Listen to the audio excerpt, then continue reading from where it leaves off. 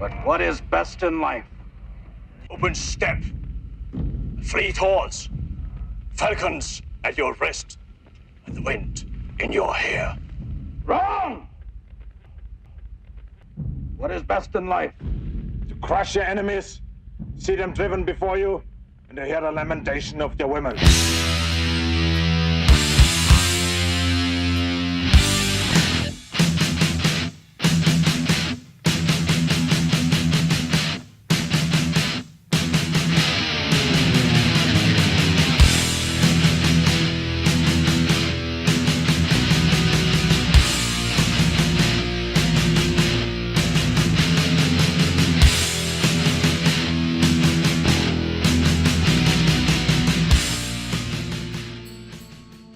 He's done it again. Michael Addamo has added another title to his overflowing trophy case, this time picking up a cool 478,000 euros in event number 1 of the Triton Madrid Super High Roller Series. In this video, we'll be breaking down a multi-way hand that exemplifies Addamo's unique style, which has set him apart from the rest of the pack. Unknowns. I think he was saying you order at like. He said you can order 15 minutes. It's not a bad strategy, chap. The guy on your left.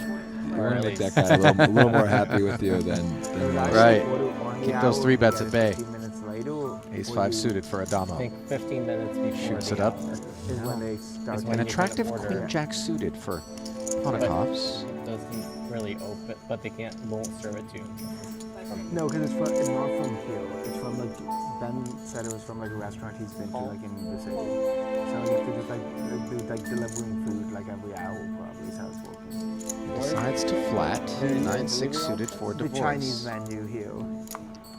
I just ordered I assumed Paul just brought his chef and he opened up a kitchen. the Chinese menu here. They said. No, I'm you- serious. Yeah, I mean, I mean, he did it in Cyprus. Yeah. Yeah. Like not like in the hotel that's part of this venue too. 2 black 8s for I Corral just out of assumed the it was big something blind. like that. as he joins the party. So we are 7-handed in the beginning stages of this 20k buy-in event, and Addamo raises it under the gun with 150 big blinds with ace-5 suited. Alexis Ponakovs flats the hijack with queen-jack suited, and Juan Corral comes along with pocket 8s. All of this is standard according to this custom chip EV sim. Do you know anyone who's staying in the Ace hotel here? 10, 7, 2 overs to Yeah. the 8s. Not exactly the board texture Corral was looking We are not for. defensive Addamo with and top very pair, guys. backdoor No. hearts. Were they just Wow, so this they is wanted library. to be Diamonds at and the a venue? Gutty. Yeah, what? Oh, you wanted to be at the venue? Yeah. I was gonna do that too, and then I Trying to like listen to read some some of menu the tips. reviews of We're the here for a hotel, while. and they were saying that The flop comes ace 10-7 rainbow, giving Addamo top pair, and he checks. Interestingly, the solver is checking 100% of its ace-5 suited combos with the backdoor flush draw, but it mostly bets ace-5 of clubs without the backdoor. This signals that the solver prefers to pot control its weak ace with 2 players behind, but the incentive to protect is slightly greater when not possessing the backdoor flush draw. If we compare this sim to a two-way sim where all the parameters are the same, but we remove the big blind, not surprisingly the solver plays more aggressively overall with only one opponent behind.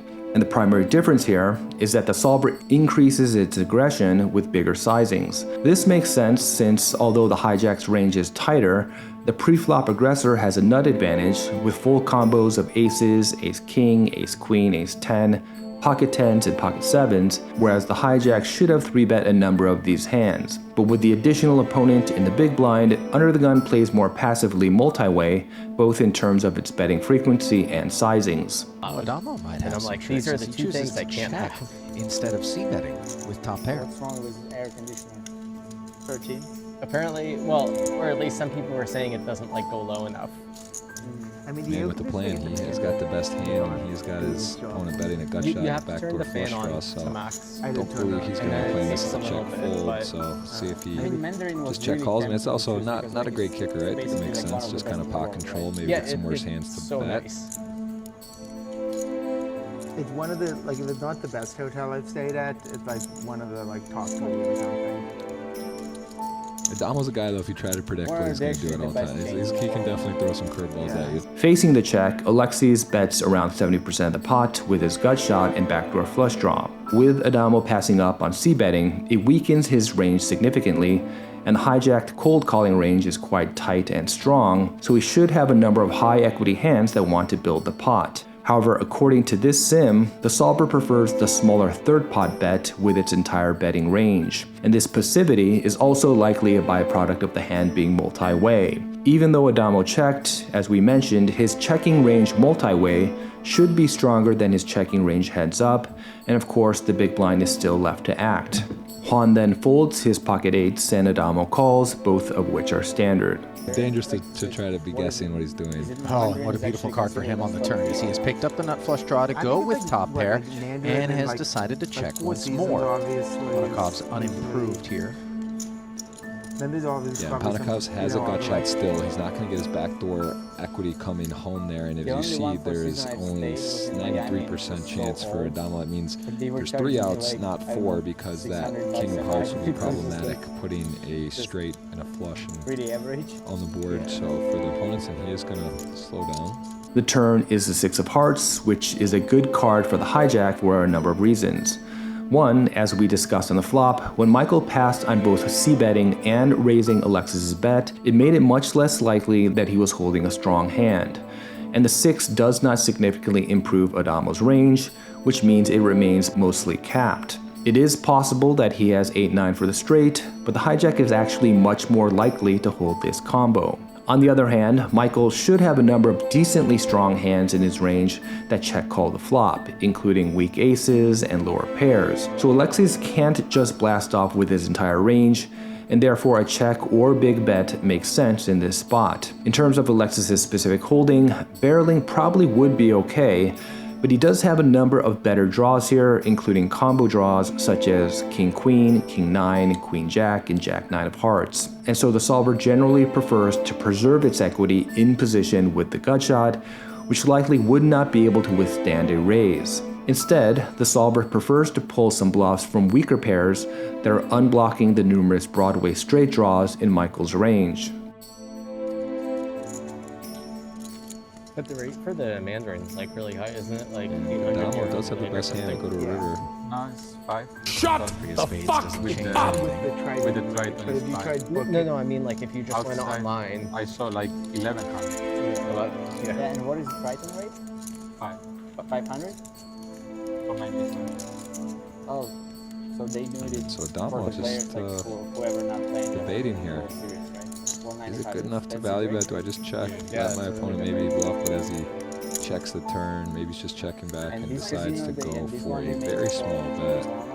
The river is the 3 of spades, which is essentially a brick, and Addamo blocks with a 2 big blind bet. Generally, a small block bet does fit the strength of Michael's specific holding, a weak top pair, and with his tiny sizing, some weaker pairs can bet here as well. Given that the turn generally was favorable to Alexis, in position, he should have had a heavy incentive to bet with most of his range, including his strongest hands that were incentivized to grow the pot, and many of his medium strength hands that would have benefited from protecting against the numerous overcards and weak straight draws in Michael's range. So Alexis checking back on the turn significantly weakened his range, which failed to be improved by this river card. Accordingly, Michael's stronger hands also don't really mind betting small here either, because there shouldn't be an abundance of very strong combos in Alexis's range that can withstand calling a large bet. Merging the range in this way also protects Michael's weaker combos, which is a dynamic we will see in a moment.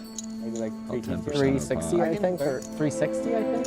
5K into 48,000, and this is almost insulting, but queen high is queen high at the end of the day. You were going to get here early, right? And again, a lot of respect, I'm sure, amongst the players, and knowing, too, I'm sure Addamo's familiar with Panakov's and his ability, but it's not fun, right? When you have nothing and a player throws a blind, it's kind of like, it really is, honestly, if you're right. It's almost the word disrespect comes to mind, because it's just like, and he is going to get... But they got a good deal. Is that a call? Was that a... No, oh, he a raises. raise. And this is in part why we do this, Jeff, because we can induce from time to time.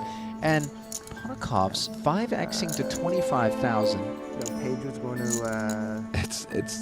you're exactly right. And there's one of the reasons. But at the same token, this is not one of those where it is kind of like a block. He's not value. nutted. Yeah, he's not like trying to necessarily induce, but ultimately, I think he's gonna have to pay it off as it stands. But like, I mean, I'm sorry, not Obviously, pay it pick it off. off is pick it more off. than- Yeah, that's the wrong word. But then again, it is a nice, it's a chunky raise there. He's saying I have something, but to check back the turn and then go for that raise on the river, there's some levels going on here. No doubt. What exactly is Ponikov's looking to represent that's what as I meant. played? That's flatting pre, right.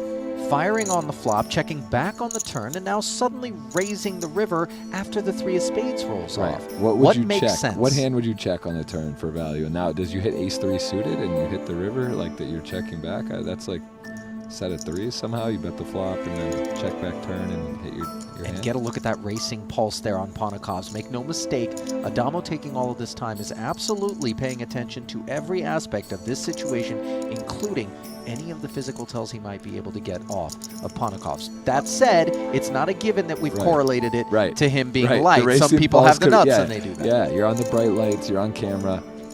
Oh my goodness. I mean, this is just insane. Ali. Calling like I said, would have been cool enough. Yeah, that's a good call. Nice hand, but whatever. to pile. It's just wild.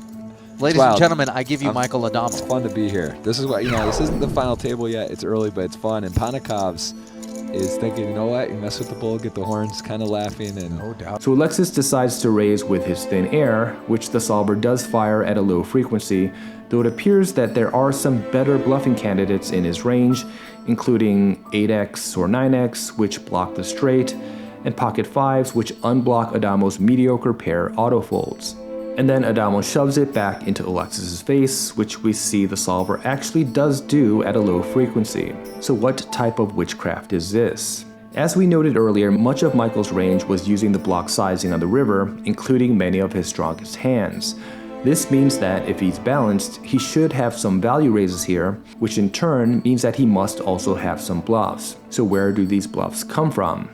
Well, oftentimes, bluff raises will come from heroes' weakest value combos, which may seem unintuitive to some, but when we consider it from a theory perspective, it makes total sense. A player's weakest value combos, when facing a raise, will typically transform into mere bluff catchers, stronger than most of villain's bluffs, but weaker than most of villain's value. Putting aside card removal, hands in this category are indifferent between calling and folding. And since, as we all know, folding has an EV of 0, it logically follows that the EV for calling with these hands must also be 0 in order for the indifference principle to be true. And this in turn means that for raising to be the highest EV play, the threshold is very low. So although in this type of scenario, many would only contemplate calling or folding, a third option of raising our bluff catchers should at least be considered. So how do we determine which of our bluff catchers should be transformed into bluffs? Well, the frequency will depend on how our range is constructed, particularly how many value raises we have, but in terms of combo selection, it all comes down to blockers, which are wholly dependent on villain's range. To simplify things, we can break Alexis's raising range into 3 categories: bluffs, value combos that will fold to a re-raise, and value combos that will call a re-raise. Ideally, we want our bluff raises to come from combos that unblock both villain's bluffs and his bet folds, and that block villain's bet calls. So let's consider each of these regions one by one. As we discussed, most of Alexis's bluffs were from Queen 9, Jack 9, 8s, and pocket 5s.